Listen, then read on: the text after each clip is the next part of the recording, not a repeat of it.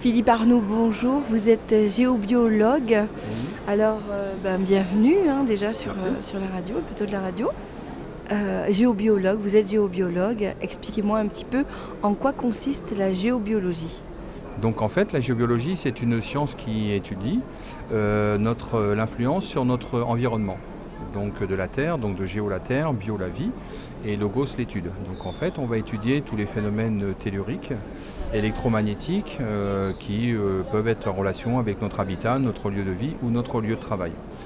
Donc vous êtes comme un réparateur des ondes énergétiques, c'est ça, de la Terre. Vous équilibrez comment ça se passe dans votre pratique. Alors en fait, comme tout corps, effectivement, quand on a un souci énergétique, on a une relation habitat-habitant qui est important. Donc ce qui est important de voir, c'est de déterminer en fait qu'est-ce qui va être perturbant dans notre habitat. Donc ça peut être des phénomènes telluriques, ça peut être des phénomènes électriques. Donc pour faire un principe d'harmonisation dans un habitat, il faut savoir à quoi on est confronté pour faire une bonne harmonisation. Voilà. Comment vous faites des bilans? Comment ça se passe? Vous allez chez les gens? Comment ça se déroule? Alors en fait, dans la géobiologie, on a deux axes.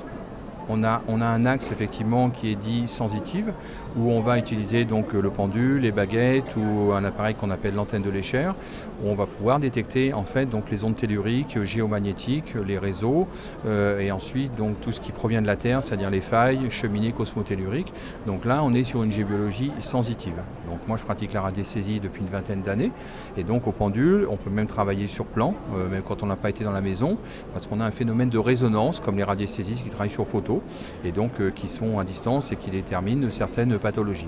Donc on peut travailler sur un plan et on va déterminer donc aussi les passages d'eau, les failles. Donc là on utilise le pendule et les baguettes.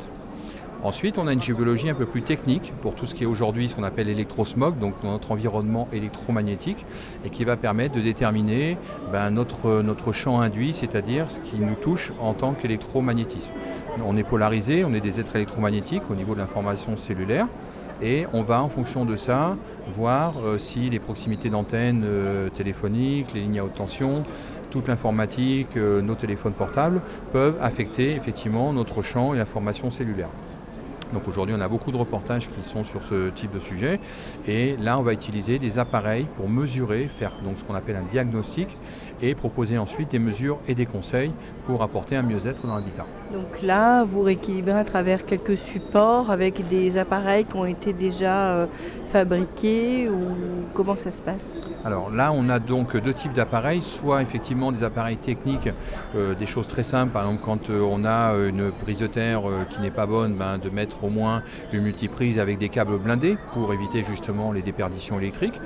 Quand les personnes disent voilà j'ai des appareils, toute mon informatique est sur une multiprise, elle n'est pas blindée. Donc là, on va utiliser une protection purement technique. Ensuite, on va utiliser des applications également de physique quantique ou de produits informés qui vont changer l'information donc qui nous affecte au niveau biologique.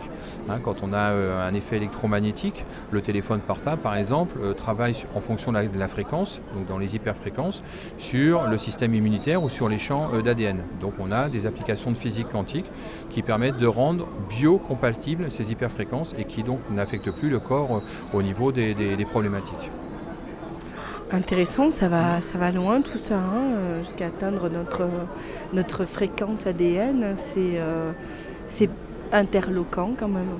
Alors en fait aujourd'hui la physique quantique et donc les différents progrès au niveau de la médecine ont prouvé que toutes nos cellules donc fonctionnent sur un principe d'information, donc de micro-information et de micro-impulsion électromagnétique, puisqu'on a des médecins qui soignent avec les ondes, donc on a des ondes qui réparent, qui soignent et des ondes qui effectivement nous affectent.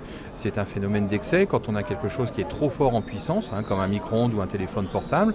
En fait on va avoir une puissance qui est à 2,4 GHz, c'est-à-dire que sur ce type de fréquence on a 2 milliards de mouvements de molécules à la seconde et donc notre système immunitaire ou les ruptures d'ADN peuvent être affectés par ce genre de choses quand on a par exemple un téléphone trop près de l'oreille interne. Donc ça devient aussi problématique pour les adolescents ou les enfants parce qu'ils ont un cerveau qui n'est pas encore formé et donc ça affecte réellement, donc les études scientifiques le prouvent, les ruptures d'ADN et ce genre de soucis, même au niveau effectivement des glandes, des endocrines, etc. Ça affecte vraiment ce genre de système. Donc c'est important.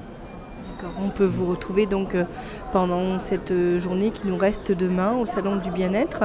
Mais vous êtes installé dans le Var, près de Draguignan. Et on peut vous retrouver sur Internet? Oui, tout à fait. Alors, j'ai pas encore de site internet, donc je suis situé à Trans-en-Provence et je me déplace donc sur toute la région PACA, donc aussi bien pour des études sensitives, donc d'habitat, que pour faire des diagnostics de champs électromagnétiques, voilà, avec mes appareils pour pouvoir justement prendre des mesures et apporter surtout des solutions. Voilà. Merci beaucoup Philippe. Voilà. À tout bientôt. Bonne soirée, merci. Au revoir. Au revoir.